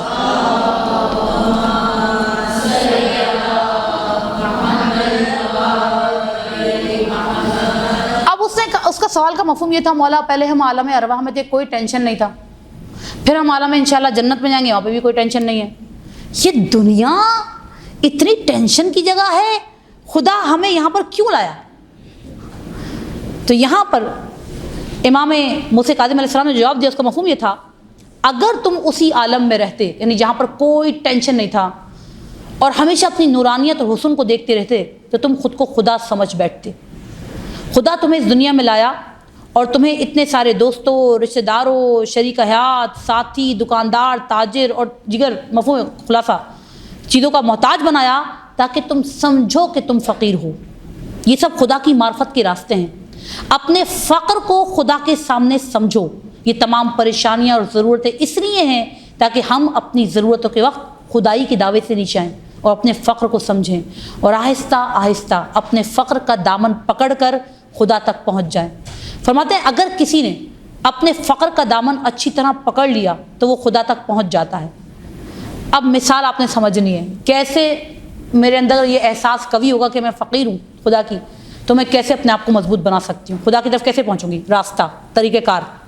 فرماتے ہیں آپ نے دیکھا ہوگا کہ بچہ جب چھوٹا ہوتا ہے تو وہ کیا سمجھتا ہے، یہ جو نلکے ہیں نا یہ پانی دیتے ہیں، نل کا کھولوں گا پانی آئے گا، نل کا بند پانی بند، تو پانی کون دے رہا ہے؟ بچہ کیا سمجھتا ہے؟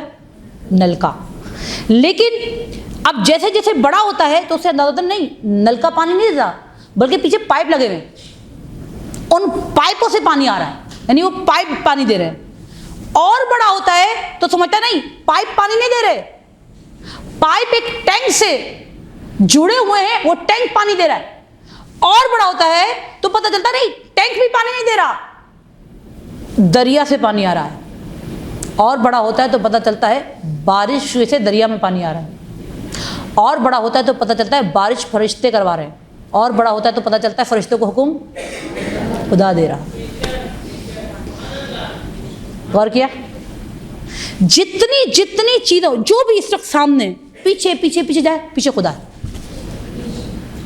تو اسی لیے آیت اللہ بہجت بھی کہتے تھے نا، جیسے بعض اوقات ہم نا چیزوں کو دکھاوے کی طرف چلے جاتے ہیں، میں ان کو دکھاؤں تاکہ میرے نمبر بن جائیں اور میں اوپر آ جاؤں، میری نوکری ہو جائے، فلانی فلانی فلانی. وہ کہتے ہیں بھائی تمہیں ریاکاری کرنی ہے نا، دکھاوا کرنا ہے، سپاہیوں کے سامنے کیوں کرتے ہو؟ ڈائریکٹ آئی جی کے سامنے کرو. ایک مثال، تم بندوں کے سامنے کیوں دکھا رہے ہو؟ اللہ کے سامنے دکھاؤ، اللہ سب دے گا، کیونکہ سب چیزیں اس کے ہاتھ میں، عزت، رزق، سب کچھ اس کے ہاتھ میں، تم خدا سے مانگو. تو فرماتے ہیں کہ یہاں پر انسان کو سوچنا ہوگا کہ اگر انسان جو ہے نا یہاں پر اپنے آپ کو سنبھال لے، متقی بن جائے، تو پھر خدا اس کے زندگی کو آسان کر دیتا ہے. درود بھیجیے محمد و آل محمد پر.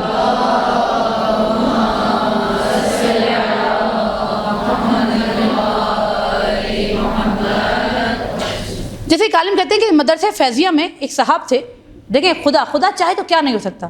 تو وہ عام طور پر نا لیٹ نائٹ جاگتے تھے، تو لیٹ نائٹ وہ کام بھی کرتے تھے، اسٹڈی بھی کیا کرتے تھے. تو رات کے 2 بجے تک جاگ رہے ہیں، 1 بجے تک جاگ رہے ہیں. تو نا اس کا تو خدا سے کہتے تھے خدایا تو جانتا ہے کہ مجھے نا سحر کے وقت بیدار ہونا ہے اور میں تھکا ہوا بھی ہوں. خدایا اب 1-2 بجے سو رہی ہے، خدایا مجھے اس تھوڑی سی نیند سے سیراب کر دے. تو کہتے تھے وہ ہمیشہ سحر کے وقت بیدار ہوتے تھے، دوسروں کو نماز شب کے لیے اٹھا رہے ہوتے تھے. خدا اس 2 گھنٹے کی نیند کو ان کے لیے کافی کر دیتا تھا. خدا ہے، کیا نہیں کر سکتا. ہم 10 گھنٹے سو کے بھی ہماری نیندیں پوری نہیں ہوتی. یعنی اس کا مطلب کیا ہے؟ مجھے ایسا لگتا ہے کہ اپنی چھوٹی چھوٹی چیز میں خدا سے کہوں. میں پریشان کب ہوتی ہوں؟ میں پریشان ہوتی ہوں مثال کے طور پر بچہ آیا، اماں یہ گرہ کھول دیں، یہ نوٹ کھول دیں. اب میں لگی پڑی ہوں، گٹھا مجھ سے کھلیں گی نہیں، وہ گرہ کھولیں گی نہیں، لگی پڑی ہوں، پریشان ہو رہی ہوں، اس کو بھی ڈانٹ رہی ہوں، خود بھی الجھ رہی ہوں. کبھی میں نے اس گرہ کو کھولنے کے لیے خدا سے مدد مانگی؟ نہیں. کیوں؟ میں کر سکتی ہوں بھائی، میں اس گرہ کو بھی کھولنے کے لیے کہوں. خدا طاقت دے کہ گرہ آسانی سے کھل جائے. یعنی ایک چھوٹی سے چھوٹی چیز کے لیے بھی نا خدا سے. فار ایگزامپل آپ یہاں پہ آ رہی ہیں، ان ڈرائیو رکشا جو بھی آپ چیزیں کر رہی ہیں، خدا کوئی اچھا ڈرائیور، شریف ڈرائیور بھیج دے. خدا سے کہیں مارکیٹ جا رہی ہوں، خدا ایسی چیز دلا جس میں دھوکا نہ ہو. چھوٹی چھوٹی چیزوں میں آپ یقین کی زندگی بدل جائے گی. مثال کے طور پر مجھے اپنی کوئی کام کرانا ہے اپنی اولادوں سے یا اپنے کسی رشتہ دار سے، اب تھوڑا مشکل ہو رہا ہے، کیا کروں؟ خدا سے کہوں خدا اس کے دل میں ڈال دے، زیادہ محنت نہ کرنی پڑے، آسانیاں دے گا. خدا مجھے آسانیاں چاہیے، وہی تو دے گا، اور کون دے گا؟ ہر چیز خدا سے کہیں. اچھا اب آپ کہیں میں نے خدا سے بہت کہا، خدا نے سنی ہی نہیں، اب کیا؟ اچھا پھر سوال آپ سے. دیکھیں خدا سے اس طرح مانگیں، خدا یا تو مجھے دے دے یا پھر میرے دل سے نکال دے. کیوں؟ آپ کہیں کیوں؟ کیونکہ بہت سی چیزیں میں ایسی مانگ رہی ہوں جو میرے حق میں اچھی نہیں ہیں. خدا نے قرآن میں مجھ سے کہا کہ بہت سی ایسی چیزیں جنہیں تم پسند کرتے ہو لیکن وہ تمہارے لیے اچھی نہیں ہوتی، اور بہت سی ایسی چیزیں جنہیں تم ناپسند کرتے ہو وہ تمہارے لیے اچھی ہوتی. تو میں تو وہ بندی بھائی جس کو اپنا کچھ پتہ ہی نہیں ہے. تو مانگنا میرا کام ہے، میں فقیر ہوں اس در کی، مگر جب مجھے لگے کہ نہیں اب میں تھوڑا سا تھک رہی ہوں تو پھر میں خدا سے کہوں گی خدا یا تو مجھے دے دے یا پھر میرے دل سے نکال دے. نتیجہ کیا ہوگا؟ خود بخود دل جو ہے نا، اب جیسے دل چاہ رہا ہے 10 گھنٹے سونے کا، میں خدا سے کہوں خدا اس 2 گھنٹے کی نیند کو میرے لیے کافی کر دے. خدا 2 گھنٹے کی نیند کو کافی کر دے، ورنہ 12 گھنٹے سو کر بھی نیند پوری نہیں ہوگی. یعنی یہ ڈپینڈ کرتا ہے کہ ہمارا خدا سے رابطہ کتنا مضبوط ہوتا چلا جاتا ہے. جیسے یہاں پر آج کل رزق کے حوالے سے لوگ پریشان ہیں، تو یہاں پر اہل علم فرماتے ہیں کہ اگر کوئی شخص بین الطلوعین یعنی فجر اور سورج نکلنے کے درمیان کے وقت بیدار رہے اور تعقیبات میں مشغول رہے تو اسپیشلی روزی کے لیے بہت زیادہ مجرب ہے. جن اہل علم نے یہ کام کیا وہ کہتے ہیں کہ جن دنوں میں ہم یہ کام کرتے تھے، یعنی طلوع فجر سے طلوع آفتاب تک ہم خدا کا ذکر کرتے رہتے تھے، ان دنوں میں ہمیں ایسا لگتا تھا جیسے ملائکہ ہمارے کاموں کو آسان کرنے پر مامور ہوں، اور جن دن ہم یہ کام نہیں کرتے تھے تو ہمیں خود کام کے پیچھے بھاگنا پڑتا تھا. یعنی کہنے کا مقصد وہی ہے کہ انسان جو ہے وہ ہر حال میں خدا پر بھروسہ کرے اور خدا سے امید لگائے. درود بھیجیے محمد و آل محمد پر.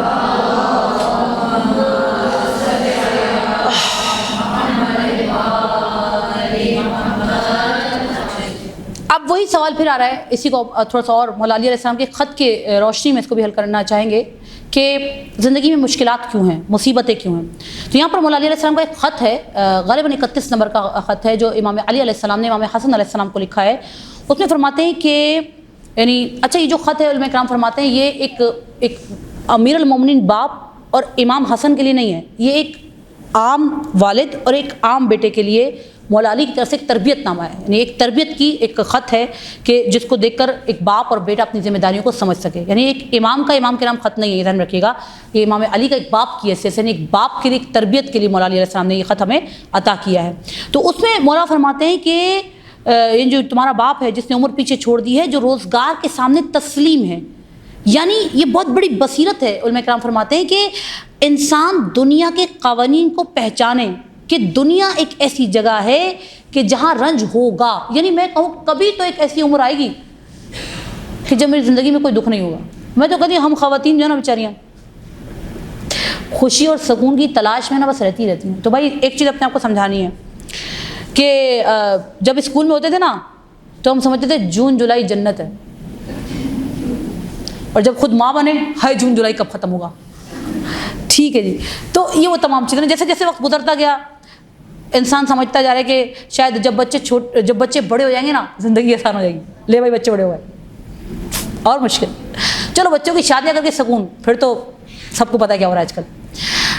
کب ملے گا سکون مجھے؟ تو بھیا مسئلہ یہ ہے کہ آپ ایسی جگہ پر سکون اور خوشیاں تلاش کر رہے ہیں جو جگہ خوشی اور سکون کے لیے بنی ہی نہیں ہے. یعنی اگر میں چاہوں کوئی ایسا وقت میری زندگی میں ہے کہ جب صرف سکون، خوشی، کوئی ٹینشن نہ ہو، ایسا نہیں ہے. یہاں پر کوئی بھی بندہ ایسا نہیں ہے جو 100% خوش زندگی بھر کر رہا ہو. ایک جملہ عرض کروں، اس پہ غور کیجیے گا. بہت یعنی بعض اوقات بڑا سکون ٹھنڈک مل جاتی ہے. یہاں پر جو خرید سکتا ہے وہ کھا نہیں سکتا.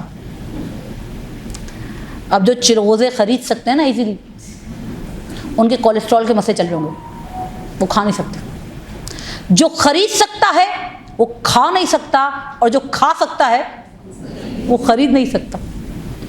یعنی ہر شخص اپنے لحاظ سے آزمائش میں. تو اگر میں سوچوں جناب میری زندگی میں 100% آئے گا، ایسا نہیں، کیونکہ دنیا اس کے لیے بنائی نہیں گئی. یہ بالکل ایسے جیسے میں یعنی یہ جو مائک ہے یہ آواز کے لیے بنایا گیا، میں کہوں میں تو اس پہ روٹی گرم کر لوں. او بھائی مائک اس لیے بنایا نہیں گیا آپ روٹی گرم کریں گے، یہ مائک آواز کے لیے بنایا گیا. یعنی جو چیز جس کے لیے بنائی نہیں گئی آپ اس چیز میں وہ تلاش کریں گے تو آپ کو چیز نہیں ملے گی بلکہ آپ تھک جائیں گے. تو دنیا کا اصول کیا ہے؟ دنیا دار بلا ہے، دنیا دار آزمائش ہے. فرماتے ہیں آدمی ان چیزوں کو دیکھ کر روٹھے نہ، ارے میری زندگی اتنی مشکل کیوں ہے. فرماتے ہیں قوانین ہوتے ہیں ہر جگہ کے. جیسے جب کوئی فٹ بال کھیلتا ہے تو اس کو پتہ ہے جیسے چوٹ لگے گی.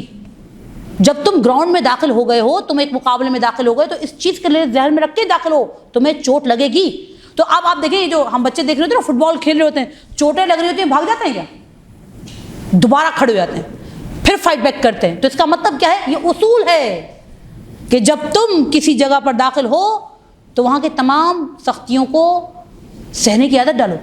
تو دنیا دار بلا ہے. یہاں مجھے ایک چیز تو قبول کرنی ہوگی کہ سختی آنی ہے، مشکلات آنی ہے. یعنی خدا کچھ لوگوں کو دے کر آزمائے گا اور کچھ لوگوں سے لے کر آزمائے گا. یعنی کسی کو دولت دی ہے خدا نے، طاقت دی ہے، پوزیشن دی ہے، شہرت دی ہے، عزت دی ہے، یہ بھی آزمائش ہے. اور کسی سے اگر یہ سب چیزیں لے لی ہیں یہ بھی آزمائش ہے. کیا مطلب؟ آپ کس دلیل سے اس کو ثابت کریں گے؟ فرماتے ہیں آپ آئیے سورہ فجر میں ہے غالباً کہ یہ جو بندہ ہے نا یہ کیا سمجھتا ہے؟ جیسے یا ایتھا النفس المطمئنہ، کہ سورہ فجر میں کیا فرماتے ہیں کہ انسان کو جب خدا مبتلا کرتا ہے، اس کا امتحان لیتا ہے، اور جب اسے نعمت دیتا ہے تو فوراً خوش ہو کر کیا کہتا ہے کہ ربی اکرمن، خدا نے میرا اکرام کیا. اور جب خدا اسے تنگی میں ڈالتا ہے، سختی میں ڈالتا ہے، تو بندہ کیا کہتا ہے؟ خدا نے میری توہین کی. جبکہ خدا کیا کہتا ہے؟ کلا، ہرگز نہیں. دونوں میں سے کوئی بھی بات درست نہیں ہے. جس کو میں نے بہت کچھ دیا ہے وہ یہ نہ سمجھے کہ وہ میرا عزیز ہے، یعنی بڑا مورد نظر ہے. اور جس سے میں نے سب کچھ لے لیا ہے وہ یہ بھی نہ سمجھے کہ وہ نعوذ باللہ خدا کی نظر سے گر گیا ہے. بلکہ یہ دونوں چیزیں، دیا بھی ہے اگر، لیا بھی ہے اگر، دونوں امتحانات ہیں. یعنی کیا کہوں؟ دونوں پرکھنے کے طریقے ہیں تم کتنے مومن ہو. دونوں میری آزمائش ہے کہ تم اپنے آپ کو چیک کر لو تم کتنی خالص ہو. یعنی اگر خوشیاں بھی کسی کو مل رہی ہیں یہ بھی امتحان ہے، اور غم پہ غم مل رہے ہیں تو یہ بھی امتحان ہے. اب اس وقت بندے کو کیا کرنا چاہیے؟ بند گلیوں میں نا، بعض اوقات بند گلیاں ہیں، بعض اوقات کھلی گلیاں ہیں. تو اس وقت مجھے کیا کرنا چاہیے؟ اب ہم پاس آتے ہیں ہمارے علماء کے واقعات. کہ آیت اللہ خمینی کا واقعہ ملتا ہے کہ وہ فرماتے ہیں کہ جب آیت اللہ خمینی کو قم سے گرفتار کر کے تہران لا رہے تھے تو وہ فرماتے ہیں مجھے گاڑی میں نا کچے راستے پر لے گئے. اچھا جب وہ کچے راستے پر لے گئے تو مجھے یقین ہو گیا کہ یہ مجھے مارنا چاہتے ہیں. ساواک کے اہلکار تھے نا, تو وہ فرماتے ہیں مجھے یقین ہو گیا وہ مجھے مارنا چاہتے ہیں. ہم کچی سڑک پر 1-2 کلومیٹر گئے اور اس کے بعد دوبارہ قم تہران کی مین ہائی وے پر آ گئے. وہ فرماتے ہیں میں نے اپنے دل کی طرف رجوع کیا تو دیکھا میرے دل میں ذرہ برابر بھی کوئی فرق نہیں پڑا تھا. یعنی اس وقت جب ہم کچے کے راستے پہ تھے مجھے پتا تھا یہ مجھے مار دیں گے, اور اب جب کہ میں روڈ پر ہوں تب بھی مجھے یعنی کوئی فرق ہی نہیں تھا میرے دل پہ. یعنی وہ شخصیت جو تنہائی میں ایسی ہو کہ جب کچے کے راستے میں ہوں اور روڈ پہ ہوں, انہوں نے کہا میرے دل میں کوئی فرق نہیں پڑا. یہ آیت اللہ خمینی کا وہ والا دور ہے جب آپ قید کی, آپ نے سختیاں اٹھائیں, جلاوطی کی سختیاں اٹھائیں. اس کے بعد انقلاب آیا. سنیے, انقلاب کے بعد کہتے ہیں اتنے مقبول ہو گئے تھے آیت اللہ خمینی کہ لوگوں نے انہیں گھیر رکھا تھا. ایک آغا ہے آغائے رسولی محلاتی, یہ آیت اللہ خمینی کے دفتر کے ارکان میں سے. وہ کہتے ہیں جمران میں آیت اللہ خمینی کو دیکھنے کے لیے آنے والے لوگوں کی آوازیں آ رہی تھیں جو یہ نعرے لگا رہے تھے کہ بت شکن خمینی, روح منی خمینی. وہ کہتے ہیں یہ آوازیں اندر آ رہی تھیں جہاں آیت اللہ خمینی تیار ہو رہے تھے حسینیہ کے اندر آنے کے لیے. تو اب یہاں پر آپ دیکھیں کیسے انسان سیکھے کہ کیا کرنا چاہیے. آغائے رسولی محلاتی کہتے ہیں میں آیت اللہ خمینی کے پاس تھا, ہم آ رہے تھے تو آیت اللہ خمینی نے فرمایا آغائے رسولی اگر یہ تمام لوگ جو یہاں جمع ہیں اور پورے اخلاص سے کہہ رہے ہیں کہ فلاں پر درود ہو, کہتے ہیں بت شکن خمینی ہے, ہم سب تمہارے سپاہی ہیں وغیرہ, اگر یہ سب پلٹ جائیں اور کہیں کہ فلاں پر موت ہو تو میں ایک قدم بھی پیچھے نہیں ہٹوں گا. میرے لیے کوئی فرق نہیں پڑتا, میں ایک قدم بھی پیچھے نہیں ہٹوں گا, کیونکہ ہم نے یہ کام خدا کے لیے کیا ہے. ایسا نہیں تھا کہ اگر کوئی میرے گرد جمع ہو جائے تو افسردہ ہو جاؤں اور اگر کوئی مجھے چھوڑ دے تو میں تنہا ہو جاؤں. جو کوئی خدا کے ساتھ ہو, لوگوں کا ساتھ ہونے نہ ہونے سے اس پر کوئی فرق نہیں پڑتا. وہ چیزوں کے آنے, وہ چیزوں کے کھونے سے اپنی زندگی کے مقصد کو فراموش نہیں کرتا. آیت اللہ خمینی کی زندگی آپ کے سامنے, انہوں نے کہا نا یہ جو سارے آج مجھے زندہ باد کہنے کا یہ سب مجھے چھوڑ بھی دے ابھی تب بھی میں ایک قدم بھی پیچھے نہیں ہٹوں گا. تو یہ چیزیں کہاں سے آتی ہیں؟ جب انسان اپنی تربیت کرتا ہے, اس کو پتہ ہوتا ہے کہ یہاں پر ہر چیز جو ہے وہ رہنے والی نہیں ہے. جیسے ایک عارف کے پاس ایک بندہ آیا, یعنی یہ اب میں چیزیں سیکھوں گی, یعنی میں کیسے اپنے آپ کے اندر اپنے اندر توکل کو پیدا کروں گی, میں کیسے اپنے یقین میں اضافہ کروں, میں کیسے ان بند گلیوں میں ان سختیوں میں اپنے آپ کو مضبوط رکھوں. تو ایک عارف کے پاس ایک بندہ آیا اور اس نے کہا کہ میں اپنی انگوٹھی پر کچھ لکھوانا چاہتا ہوں, کون سا ذکر لکھواؤں؟ تو انہوں نے کہا اس پر لکھو گزر جائے گا. یہ وقت بھی یعنی انہوں نے کہا تھا گزر جائے گا لکھو. تو اب جب تم خوشیوں میں دیکھو گے تو دماغ خراب نہیں ہوگا, یہ خوشی ہر وقت رہے گی نہیں, اور جب تم غموں میں دیکھو گے تو مایوس نہیں ہوگے کہ تمہیں پتہ ہوگا کہ یہ وقت بھی گزر جائے گا. درود بھیجے محمد آل محمد.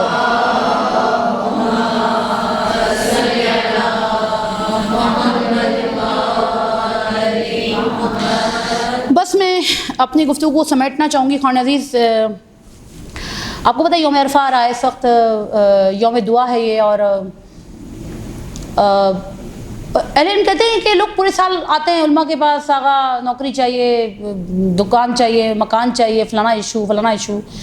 جو مین جو مخصوص اوقات یا دن ہوتے ہیں نا, اس وقت اپنے آپ کو ضائع نہیں کرنا چاہیے اور ان چیزوں کو بہت زیادہ فوکس کرنا چاہیے. ایک ٹائم مینجمنٹ کا اصول ہے کہ اگر انسان اپنی زندگی میں امپورٹنٹ اور موسٹ امپورٹنٹ میں فرق سیکھ لے تو اپنی زندگی کو بہت اچھا مینیج کر سکتا ہے.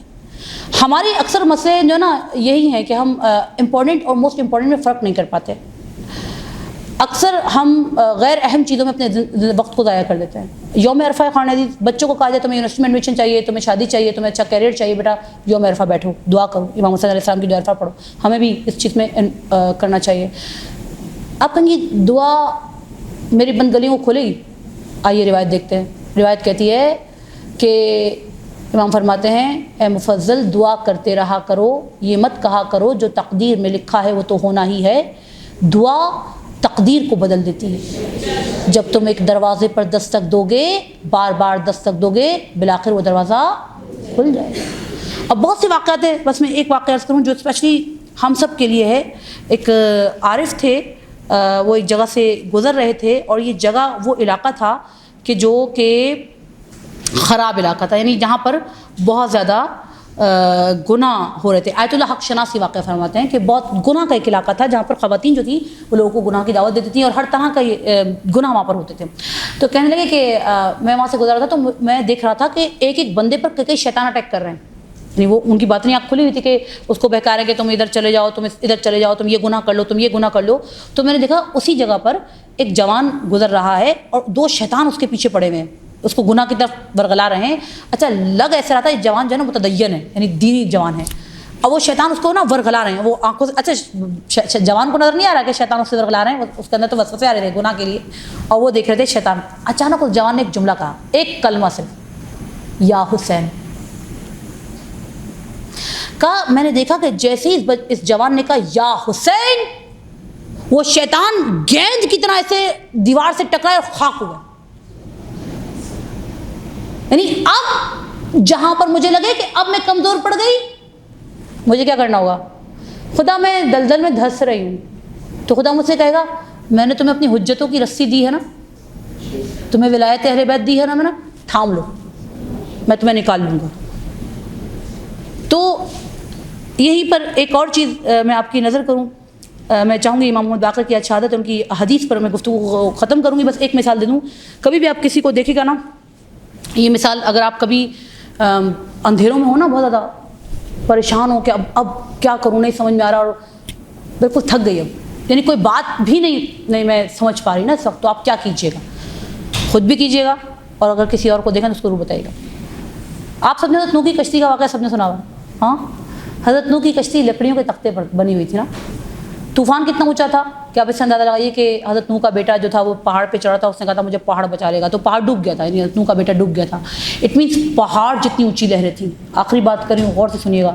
پہاڑ جتنی اونچی لہریں تھیں، یعنی اب آپ تصور کیجیے کشتی اور پہاڑ جتنی اونچی لہریں. تو جو کشتی میں بیٹھنے والے تھے ان کا بھروسہ کس پہ تھا؟ کشتی پر یا خدا پر؟ بچا لیا نا خدا نے. اچھا جی، اب وہ جو کشتی میں بیٹھنے والے تھے جب کشتی کے اندر دیکھتے تھے تو کشتی میں ناخدا حضرت نوح نظر آتے تھے، اور جب کشتی کے چاروں طرف دیکھتے تھے خدا ہی خدا نظر آتا تھا.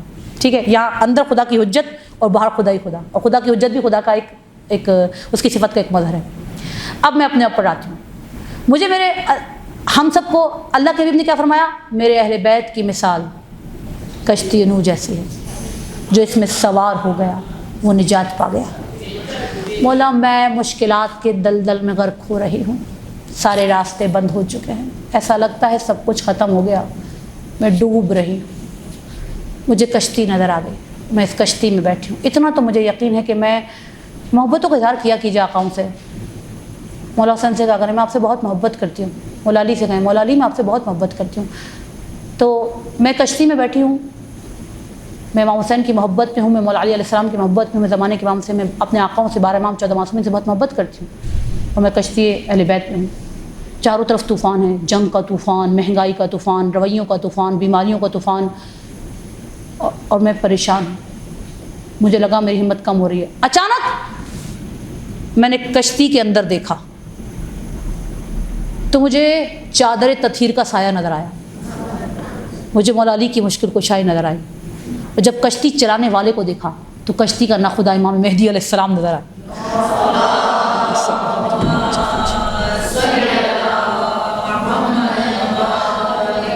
اور جب کشتی کے چاروں طرف دیکھا تو ہر طرف خدا ہی خدا نظر آیا. تو جس کا ناخدا امام مہدی ہو، جس کی ہر مشکل کا جو کفایت کرنے والا وہ خدا ہو، وہ لوگ نہ ڈوبتے ہیں نہ غرق ہوتے ہیں. تو بس اپنے اس یقین کے ساتھ آج آقا مولا کی جو شہادت ہے ان کی حدیث کے ساتھ گفتگو تمام کر رہی ہوں. امام محمد باقر علیہ السلام فرماتے ہیں جو شخص اللہ پر توکل کرے وہ کبھی مغلوب نہیں ہوتا، اور جو اللہ کو اپنا سہارا بنائے وہ کبھی شکست نہیں کھاتا. خدا سے دعا کرتے ہیں انشاءاللہ جو کچھ ہم نے سنا اور پڑھا خدا ہم سب کو عمل کی توفیق عطا فرمائے. اصل چیز عمل قرآن عزیز، باتیں کرنا بہت آسان ہوتا ہے، ہمیں سے کامیاب وہی ہوگا بھائی جو عمل کرے گا. سب سے پہلے انسان اپنے آپ کو کنونس کرنا سیکھے، ان چیزوں پر غور کرے، نتیجہ آپ کے سامنے. بس خدا ہم سب کو امام زمانہ کا عاشق و ناصر قرار دے اور وقت کے امام کے ظہور میں تاجیل فرمائے. بلند ترین صلوات